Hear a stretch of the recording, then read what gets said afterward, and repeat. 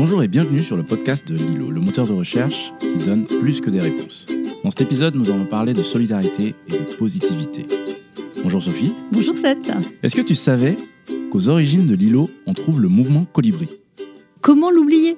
C'est le premier projet qui a été inscrit sur la plateforme Lilo. Ça tombe bien. Aujourd'hui, nous rencontrons Emmanuelle Ribes, coordinatrice des groupes locaux. Elle va nous parler de sa vie, de ce qui l'anime au quotidien. On y va ? C'est parti. Bonjour Emmanuelle. Bonjour. Nous sommes ravis de t'accueillir. Est-ce que tu peux nous raconter rapidement ton rapport à l'engagement associatif ? C'est déjà une grande question pour commencer. Merci. Mon engagement associatif, ça a commencé un peu avant Colibri avec le mouvement Appel à une insurrection des consciences, le MAPIC, qui était là pour la candidature de Pierre Rabhi aux élections présidentielles en 2002. D'accord. Donc moi, je suis arrivée un petit peu plus tard. Et si je remonte plus loin, je crois que j'ai été déléguée de classe déjà à l'époque. Je connais bien ça. Ça nous parle. Oui. Voilà. Je crois qu'il y en a des comme ça. Ah oui. Parce que c'est vrai que notre deuxième question était: as-tu toujours été une personne engagée ? Bon, Je pense que visiblement, ça remonte école ça. primaire, collège. Oui. Engagée en tout cas envers mon prochain en fait. J'aime bien aider et puis j'aime le monde en général. Voilà, donc je m'intéresse et j'ai envie d'être dans l'action. D'inscrire son action dans le quotidien des gens. C'est ça. Et dans mon quotidien aussi. C'est vrai. Moi, mon motto, c'est simplifier le quotidien de mes contemporains. Je pense que ça te parle, non ? Oui. C'est un motto compliqué quand même. Mais bon, je vais m'en souvenir. Et nos utilisateurs aussi, Oui. sur Lilo. Souvenez-vous-en. Tu es ici parce que tu t'occupes des groupes locaux pour le mouvement Colibri. Oui. Pour ceux qui ne connaissent pas le mouvement Colibri, est-ce que tu peux nous en dire quelques mots et nous l'expliquer ? Ah, alors, c'est un mouvement qui est né il y a 15 ans, on va fêter les 15 ans, et qui est issu de la pensée de Pierre Rabhi avec d'autres, pas que lui, parce que souvent c'est un peu réducteur, et que malgré ce qu'on a pu dire, il aimait pas trop être que le centre, voilà, que la tête de proue. Et c'est un mouvement au départ qui se voulait plutôt comme faire du lien sur les territoires, sur les initiatives qui existaient. Et puis progressivement, on a monter nos propres initiatives. Voilà. Et donc, moi, comme je vous le disais tout à l'heure, là, en introduction, je suis issue du MAPIC, où il y avait déjà des groupes locaux. Et puis, donc, on a été un petit peu... on a fusionné un peu les deux énergies au fur et à mesure du temps. Et c'est vraiment un mouvement qui se veut citoyen, qui est dans la recherche et l'expérimentation. Moi, j'aime bien dire que c'est un laboratoire d'expérimentation, de ce qui est un peu galvaudé maintenant, mais du vivre ensemble, de comment j'ai envie de changer mon territoire. On est très ancré territoire. Et moi, ce que j'ai vraiment adoré chez Colibri, c'était le changement intérieur, le changement individuel. Comment il y a cette respiration entre un changement sociétal et un changement personnel. Comment ça se répond. Comment, c'est pour ça que j'aime bien citer le MAPIC, parce que pour moi, il y a le conscience dedans. Et comment un peu ma conscience, progressivement, à son rythme, elle s'ouvre. Et du coup, comment, en s'ouvrant, elle me donne envie de changer des choses. Et comment, en changeant des choses aussi, j'évolue encore. Oui. Voilà. Donc, il y a un cercle vertueux qui se crée quand on s'inscrit dans cette démarche. C'est ça. Et est-ce que tu pourrais nous donner un exemple concret d'action que le mouvement Colibri a permis d'initier, tu as vu naître dans ton parcours ? Alors, il y a déjà pas mal d'outils. Je vais peut-être parler de mon territoire. Oui. Voilà, j'avais envie, là, à ce moment du truc là.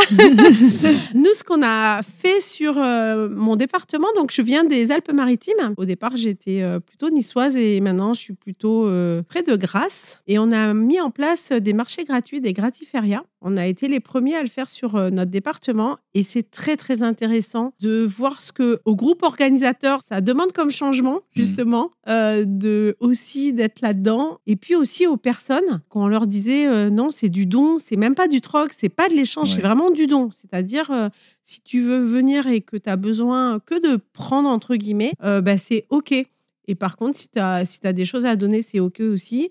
La buvette était sur le même mode. Le nombre de personnes qui avaient envie de nous donner 1 euro pour leur café, je ne les compte plus. Pourquoi je dis que c'était apprenant ? Parce qu'on a été quand même confrontés à des personnes qui prenaient beaucoup. Et donc, ça nous a interrogés de dire, mais quand même, elles prennent plus que les autres, mais est-ce que c'est bien normal? Et puis, on a fini par se dire, nous, en fait, on n'est pas là pour juger et des personnes, et ce que va être la deuxième vie ou la troisième vie de ces objets.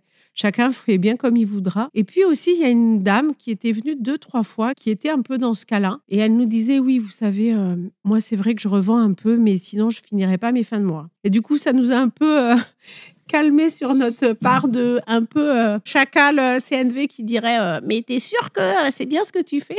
Voilà. Donc ça, c'est quelque chose de vraiment important, en tout cas au niveau local. Après, on a fait pas mal de choses quand même. Et notamment en 2012, lors de la campagne présidentielle, on a en amont fait une campagne qui s'appelait Transformons nos territoires, TNT. Et puis aussi, au moment plus précisément des élections, quelque chose qui était tous candidats. Et là, on a invité du coup aux citoyens de faire leur affiche de campagne avec leur slogan. Et on a fait l'affichage dans les villes. On était tous les groupes locaux à aussi énergétiser ce moment-là pour vraiment se réapproprier cette citoyenneté, en fait. Oui. J'aimerais bien justement qu'on revienne sur ce terme de citoyenneté. Parce que tu as dit on est un mouvement citoyen. Qu'est-ce que tu mets derrière ce terme? C'est ça, tout est vaste aujourd'hui. Le monde est vaste. Eh bien, comment, en tant qu'individu, on vit dans la cité, en fait. Vraiment, pour moi, en fait, Politica, c'est les affaires de la cité. Et le citoyen, il est au cœur de sa cité. Et en fait, comment on peut, par des petites ou des grandes actions, peu importe, être acteur de nos vies, en fait. Pour moi, c'est ça. Et tout le champ de la démocratie, je trouve, est à réinventer actuellement. La démocratie telle qu'on l'a connue a été utile, comme tout. Moi, je suis pas trop pour et c'était mieux avant ou ce sera super, ça sera tellement mieux demain. Non, moi, je suis juste qu'il y a une histoire et que pour en être là où on en est aujourd'hui, il a fallu qu'on vive et individuellement et collectivement tout ce qu'on a déjà passé. Et de ce fait-là, comment tu fais le lien peut-être, enfin moi je le fais, alors tu me diras si c'est à juste titre ou pas, entre cette notion de citoyen, d'être acteur dans la cité, et puis les groupes locaux? C'est quoi un groupe local dans le mouvement Colibri? Comment ça marche? Ah, alors, comment ça marche justement? C'est des citoyens sur un territoire qui souhaitent s'engager. Alors, il y a plusieurs formes. D'abord, les groupes locaux, depuis 15 ans, ils ont un petit peu, comme tout à chacun, évolué et un peu structuré. Et donc, depuis quelques années, on a ce qu'on appelle un cercle-cœur, qui est un groupe de personnes plus ou moins grand, qui va être moins dans l'action, mais plus dans l'inspiration, le relier et le soutenir. Nos 3 missions, en fait, et comment on va aider les citoyens, justement, des territoires, les personnes qui souhaitent passer à l'action, monter un jardin partagé, une école alternative, gestion des déchets. Enfin, il y a tout un... Voilà, le champ est vaste sur la transition. Et comment on va les aider, en fait, à concrétiser leurs propres projets, en fait. Voilà. Et en même temps, ce qui me tient à cœur, c'est qu'avec ces cercles-cœurs, on expérimente aussi de se gouverner un peu autrement. Voilà, on a des rôles, on fait des élections sans candidat, on prend des décisions par consentement. Alors attends, élection sans candidat, décision par consentement. Tu peux nous expliquer? On fait un arrêt sur image alors? On peut faire un arrêt sur image puisque tu as dit que ton rôle c'était un peu d'inspirer. Ouais, c'est ça. On a de la nouveauté. Ok, alors je vais commencer par l'élection sans candidat, si oui. Les deux sont un peu sur le même processus.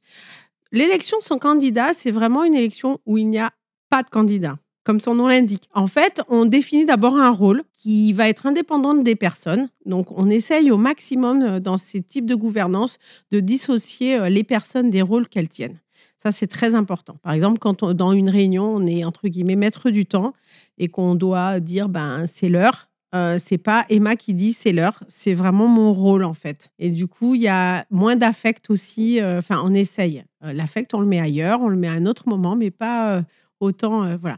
Donc, pour revenir à l'élection sans candidat, on définit donc un rôle, on y met tout ce qui va être inhérent à ce rôle. Et puis, au début de l'élection, alors évidemment, c'est un peu compliqué quand on est très nombreux, mais à 10, 12, ça va très bien, ou même tout petit peu plus. On fait un tour et tout le monde dit les qualités qu'il verrait à la personne pour tenir ce rôle. Et ça peut être des qualités, même 2 personnes peuvent dire des qualités un peu contradictoires. C'est pas très grave. On les affiche et elles seront vues tout au long du processus. Et puis ensuite, on peut un peu clarifier le rôle si on a besoin, parce qu'on a mal compris un terme, on n'est pas sûr, on voudrait être sûr. Voilà. Et puis chacun prend un petit post-it et dit moi, Emma, je vote pour 7 pour le chargé de communication et du micro. Je trouve que voilà. Et par contre, l'animateur ou l'animatrice facilitateur va récupérer tous ces post-it et on va le dire à haute voix pourquoi on a voté pour 7. Pourquoi moi j'ai voté pour 7. Et chacun va dire comme ça pour qui il a voté. Et puis, en ayant entendu tout ça, on peut reporter son vote en disant ah oui, tiens, je ne l'avais pas vu sous cet angle, Sophie, peut-être. Voilà. Donc on peut reporter ou pas. Il y a plusieurs écoles, entre guillemets. Il y a l'école qui dit la personne qui a le plus de bâtons, c'est cette personne-là. Ou il y en a qui sont plus dans l'inspiration, c'est-à-dire... OK, parmi toutes les personnes qui ont eu au moins un bâton, enfin au moins une voix, le premier qui sent à se dire quelque chose, dit la personne. Voilà. D'accord. Et ensuite, parce que ça n'est pas fini, on a un tour d'objection. Et là, on peut objecter sur... Il faut bien contrebalancer. Voilà, on peut objecter, mais alors une objection, ça c'est comme sur la prise de décision par consentement, ça n'est pas une préférence, c'est vraiment quelque chose avec lequel je ne pourrais pas vivre. C'est vraiment un risque pour le collectif, en fait. Pas quelque chose... en fait, je l'aime pas. Non, ça ne marche pas. Voilà. Et du coup, la prise de décision par consentement, c'est un peu le même processus, en fait, avec un tour de clarification. Alors, quelqu'un arrive avec une proposition bien formulée, cadrée. Il y a un tour de clarification, ensuite un tour de ressenti. Ensuite, la personne qui a fait la proposition, avec tout ce qu'elle a entendu, parce que les ressentis, c'est aussi pour ramener de la matière, pour bonifier, peut reformuler sa proposition. Et après, on part au tour d'objection. Et moi, dans ce qu'on m'a appris, toute objection est un cadeau à la structure, parce qu'on y voit un risque. Oui. Et du coup, en fait, collectivement, quand il y aura une objection, on essaye de lever l'objection. Et du coup, on va trouver les solutions pour améliorer la proposition pour que tout le monde consent. Donc, ce n'est pas un consensus, c'est vraiment je consens, c'est-à-dire que je peux vivre avec. Voilà. C'est beau. En tout cas, c'est super intéressant. Ça me donne envie. Je peux venir vous aider si vous voulez essayer. Carrément. Ah, on va y penser, hein. On doit avoir quelques sujets. Sérieusement. Si on refait donc le tour de tout ça, visiblement, tu as appris beaucoup. Oui. Et en fait, c'est en 2008 que tu fondes ton premier groupe local. Oui. Après un festival où tu croises Pierre Rabhi, Cyril Dion et Colline Serrault. Oui, à Montsartou, au Festival du Livre. C'est ça. Ouais. C'est un moment important pour toi ? Oui. Ouais. Alors, comme je l'ai dit en préambule, j'étais déjà au MAPIC, donc j'avais déjà un groupe, on était déjà quelques-uns. Et donc, on a poursuivi l'aventure avec Colibri. Et c'est très important. Et puis, je crois que tu as oublié de citer Alain Aubry. Et Alain Aubry, en fait, c'était aussi... c'est au sein de Colibri, il est malheureusement parti il y a 2 ans. Je vais avoir l'émotion qui monte un petit peu. C'est vraiment le monsieur groupe locaux de Colibri. C'est vraiment avec lui qu'on a... imaginer les groupes locaux, fait nos premières protocoles ou chartes d'engagement. Enfin, maintenant, là, depuis peu, on va l'appeler charte d'engagement. Mais voilà comment on lie, entre guillemets, les groupes locaux avec le mouvement. Oui. Et quels sont un peu les devoirs réciproques. Parce que on sentait déjà tout au début que c'était important d'être libre, de faire commun, donc d'être large dans...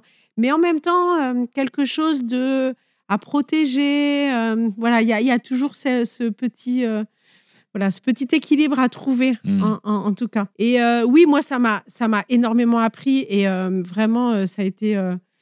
je me souviens de ce festival, j'ai encore des photos, mais je m'en souviens avec Gabriel qui avait organisé ça pour le festival, notamment. Ils attendaient 300, je crois qu'on était 1000 personnes dans une belle Bastide, la Bastide des parfumeurs. Alors, ils l'ont renommée d'un nom que je ne sais même pas parce que c'est beaucoup moins poétique. Et il faisait très beau et c'était très chouette. C'était très, très chouette. Et du coup, Colline Serrault, après, on a porté aussi le film Solutions locales pour un désordre global, où j'ai fait Voilà. Et donc, je me souviens, pour revenir à Alain, que dans les ciné-échanges qu'on devait animer, à la fin, il fallait que je débutais. Et donc, dans la trame, il fallait que je fasse lever les gens et que je les fasse sauter et que je leur dise ça, c'est un sursaut de conscience. Et je disais, Alain, mais je n'y arriverai jamais à faire ça. Qu'est-ce que tu me demandes? Je crois que j'ai réussi à le faire une fois, mais bon, je faisais le reste. Alors là, c'est vrai qu'on a de la chance parce qu'on t'entend et on te voit aussi. On voit cette lumière dans les yeux, ce sourire, je pense, qui transparaît et qui vient. Et je me dis, toi, alors c'est arrivé au Festival du Livre et tu as eu envie. Et si certains de nos auditeurs aujourd'hui se disent, ah là là, mais ce sourire dans la voix, moi aussi j'ai envie de monter un groupe local. Concrètement, ça se passe comment? Alors concrètement, vous pouvez aller sur le site de Colibri le Mouvement. Et puis, il y a une page dédiée aux groupes locaux. Et là, vous trouverez et les groupes locaux qui existent ou sinon de quoi les monter. Et puis, suivez bien l'actualité parce qu'on s'est aperçu que l'engagement était plus compliqué qu'avant le Covid, on va se le dire assez. C'est pas facile, en fait, de reprendre la dynamique sur les territoires, même si ça reprend. Et puis, on s'est aperçu aussi qu'il y avait des personnes qui avaient des envies d'engagement, peut-être pas dans un groupe local, mais plus ponctuel. Donc là, on a une charte de l'engagement. Donc, on va avoir un peu un panel d'engagement, un peu à la mesure des vies de chacun. Parce qu'il y a des moments dans la vie où on a plus de temps ou plus d'envie, ou voilà, on peut s'investir assez pleinement. Puis d'autres où c'est un peu plus léger, mais on a quand même envie d'être dans l'action, on n'a quand même pas envie, voilà. Et donc là, on va avoir tout ça à la disposition. Donc, je suis vraiment contente que le mouvement évolue aussi avec la société telle qu'elle est, en fait. Voilà. N'hésitez pas à venir nous rejoindre. Franchement, honnêtement, moi, j'ai appris, mais notamment sur la facilitation, l'animation de grands groupes et de petits groupes, que ce soit public avec mon groupe local ou, par exemple, quand on a reçu Pierre Rabhi je me souviens, à Antibes, il y avait plus de 3000 personnes et c'était retransmis en direct. Voilà. Donc, voilà, j'ai appris, moi, plein de choses sur la manière de faire, mais aussi sur moi, en fait. Ça m'a énormément changé. Et ce que je disais tout à l'heure sur le changement individuel intérieur, moi, ça m'a beaucoup fait évoluer, quoi. Et voilà, ce questionnement de quelle société je vis et qui je veux être dans cette société, venez le trouver à Colibri. C'est une jolie question. En parlant de questionnement d'ailleurs, à l'heure où l'on parle, il y a eu le 3e volet du rapport du GIEC qui a été publié hier. On peut plus vraiment faire semblant de ne pas savoir qu'il faut agir. Qu'est-ce qui te donne la force de continuer à agir au quotidien? Enfin, de l'autre côté, je me dis, cette question, on l'avait préparée avant, mais en t'entendant, je me dis, je ne sais pas si elle est complètement pertinente. Alors, j'avoue, je suis un peu mauvaise dans les rapports.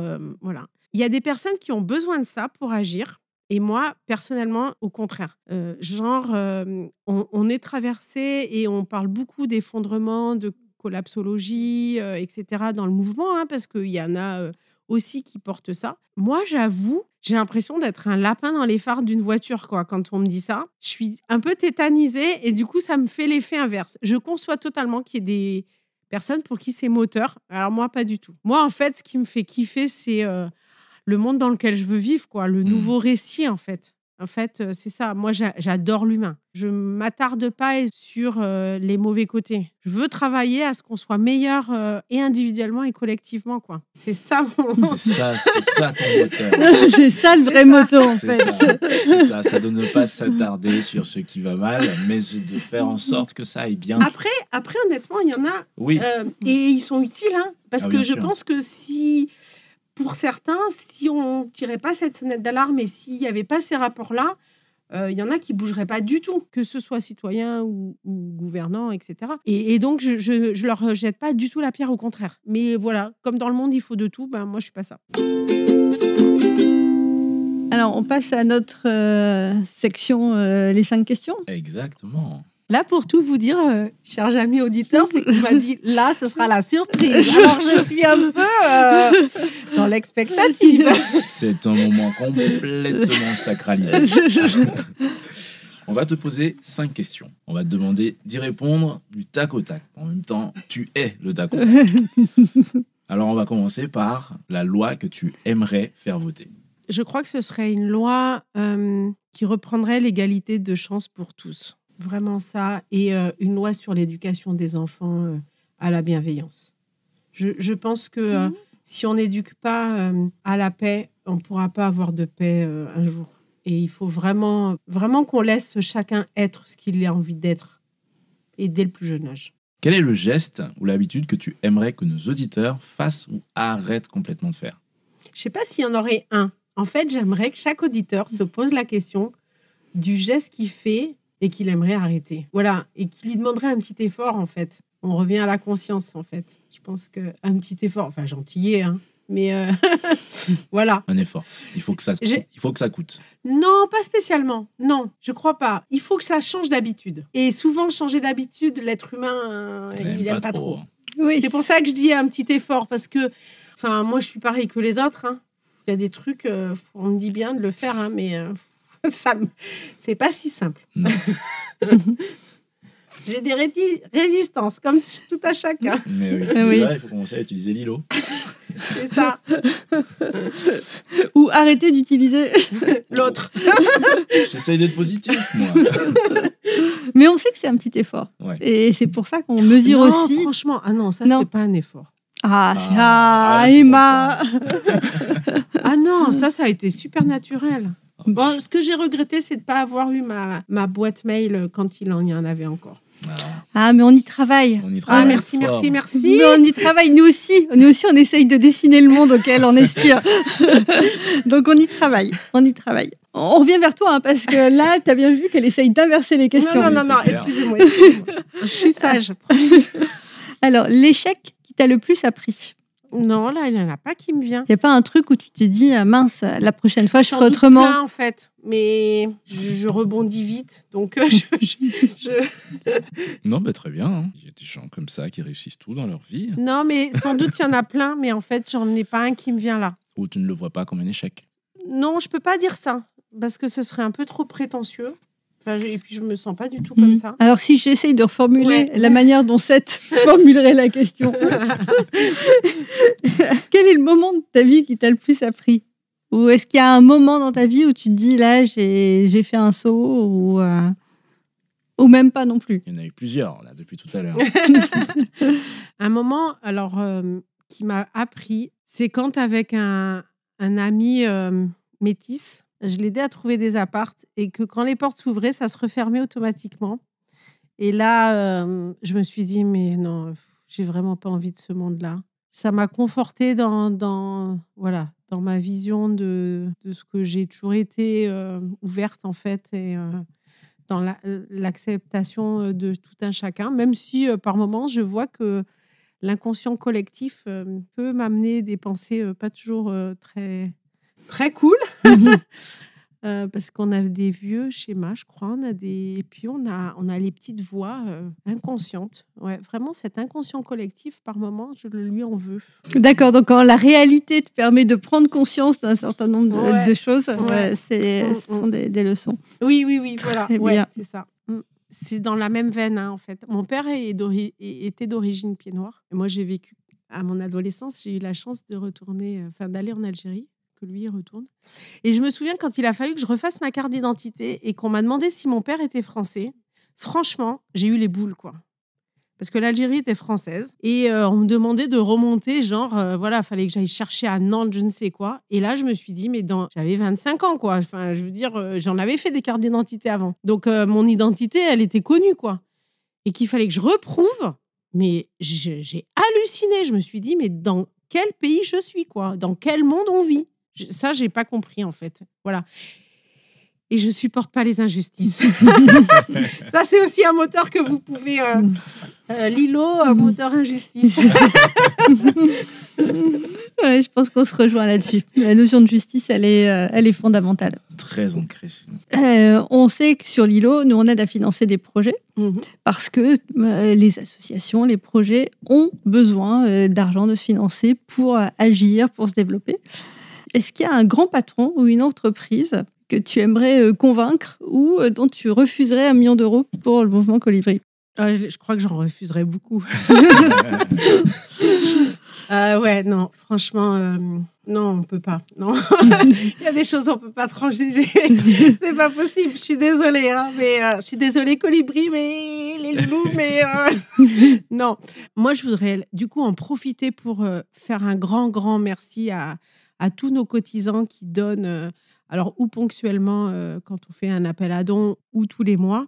Et du coup, aussi à ceux qui mettent leur petite goutte Lilo pour nous, parce que ça nous assure quand même une indépendance financière par rapport à d'autres structures. Moi, je me souviens, si on parle d'argent, je me souviens que quand j'ai dû faire de l'intercollectif sur mon département, c'était quelque chose qui nous a, nous, notre groupe local, toujours un peu estomaqué. Quand on voulait monter des projets, souvent, les autres structures nous disaient « mais ok, mais alors quel budget ?» Et nous, ça ne nous parlait pas. Nous, ce qu'on voulait, en fait, c'est « ok, on a envie de quoi? Quelle est l'intention? Quel est l'objectif? Quelle action on a envie de mener ?» Et après, on verra bien comment on le fait, quoi. Et je pense que c'est quand même aussi important d'avoir... ça aussi, de prendre l'argent pour ce qu'il est, c'est-à-dire un moyen, mais sans autre que ça, quoi. Bon, c'est la dernière question. J'aime pas quand elle tombe sur moi. Ça va bien se passer. Mais là, franchement, on l'a déjà un peu posé à moitié. Quelle est la raison qui te laisse penser, toi, qu'on va s'en sortir? Je pense que l'être humain est résilient. Voilà, j'ai foi qu'il y aura plus d'êtres humains qui voudront s'en sortir que d'autres qui voudront détruire. Là, j'ai l'image de l'Ukraine, du coup, qui me vient parce que c'est désespérant, en fait, de voir qu'en 2022, on en est encore là. Moi, Alors, par contre, là, tu vois, ça pourrait... c'est des petits coups de moins bien. Moi, pour avoir vécu sur les territoires, et pourtant, comment vous dire que les Alpes-Maritimes, c'est pas le territoire toujours le plus facile dans la transition, et voilà. Mais on a par exemple, on a Montsartou qui est une ville innovante avec des choses vraiment super, une agriculture, du maraîchage pour les cantines installées par la commune. Et même dans ce département pas si simple, je vois tout ce qui foisonne en fait d'idées. Et que la réduction c'est que des riches et que des snobinards qui habitent la Côte d'Azur, c'est pas ça. Moi, c'est pas mon département, ça, en fait. Et je me dis, ça, il y en a partout. Et puis, je suis sûre, mais certaine, que en plus, la Colibri, on va faire territoire d'expérimentation et puis et on va l'élargir en 2023. Et donc, on va vraiment creuser qu'est-ce qui fonctionne sur les territoires dans la transition. Là, avec 6 territoires, on les cocoune un peu pour bien regarder dans différents territoires de France pour avoir plusieurs axes et plusieurs prismes. Comment ça se passe? Qu'est-ce qu'on peut mettre en commun? Et je suis sûre qu'on va arriver partout à le faire. Et par exemple, les oasis qui volent de leurs propres ailes, c'est quelque chose qui, au départ, n'était pas gagné. Et maintenant, des oasis en tout lieu, comme ça s'appelait à l'origine, voulu par Pierre Rabhi, il y en a quand même beaucoup. Il y en a combien, à peu près? Je crois qu'il y en a eu. Alors, je ne voudrais pas dire de bêtises, parce que du coup, j'ai plus le chiffre en tête. On va le chercher. Ouais, c'est ça. Ouais, merci. Merci à toi, Emmanuel, parce que je pense que nous a fait voyager dans la bienveillance, avec un petit côté du soleil du Sud. Hein, tout à fait. Très authentique. Ouais. Super. Voilà, on a été... je peux dire une petite dernière chose? Oui. Parce que quand même, je voudrais un peu dire de Colibri encore. Je vous ai parlé de 2012, on avait fait le plan des colibris à la suite de ça. Et là, on va bientôt lancer une grande consultation. Donc, surveillez vos réseaux. N'hésitez pas à contribuer pour qu'on mette ça. Et puis, du coup, après, on va peaufiner ce plan et voir justement comment on peut irriguer dans les territoires. Et puis, si vous, en cette période électorale, aimez vous questionner sur la démocratie, on a un MOOC qui est actuellement, n'hésitez pas à vous inscrire. Et en fait, les MOOC Colibri, ce qui est chouette, c'est que vous avez une carte de toutes les personnes qui sont inscrites autour de vous sur la France. Et du coup, on invite vraiment à ce que les gens aillent discuter entre eux. D'accord. Voilà. Nous, Nous, nos MOOC, c'est pas que de la formation, c'est aussi comment on fait réseau et comment on fait du lien sur les territoires pour que les gens discutent de ce qu'ils sont en train d'apprendre. Et qu'ils nous en apprennent sur le site. Ouais, toujours le site. Très bien. C'est l'Université des Colibris. Là, il y a plusieurs modules, donc ça s'est ouvert le 9 mars et c'est jusqu'en mai. Il y a eu un temps où on faisait 2 MOOC par an et là, on essaye d'être revenu à un MOOC pour qu'on apprenne le ralentir aussi un petit peu, nous. Qu'on s'auto-réapproprie certains termes. Voilà. Très bien. Merci beaucoup, Emmanuelle. Merci à vous de votre accueil. Ouais, j'ai adoré. Mais en fait, c'est déjà passé, en fait. Eh oui. Ah, zut. Bon. Merci beaucoup. Et puis, d'être venu, d'avoir parlé du mouvement Colibri. Et donc, contribution au plan, ça va s'appeler comment ? Le plan des colibris. Il y aura une consultation et on va faire Normalement, on va faire un grand festival des colibris pour les 15 ans en fin d'année. Donc aussi surveiller, pour aussi regarder tout ce qui s'est dit pendant cette consultation, un peu consolider, échanger, voir ce qu'on met en avant, ce qu'on peut faire. Voilà. Formidable. Et puis à tous les auditeurs et auditrices, allez découvrir l'îlot si vous ne connaissez pas déjà. Voilà. Il n'y a pas que Colibri à mettre ses gouttes. Il y a plein d'autres, projets, si vous avez d'autres choses qui parlent plus.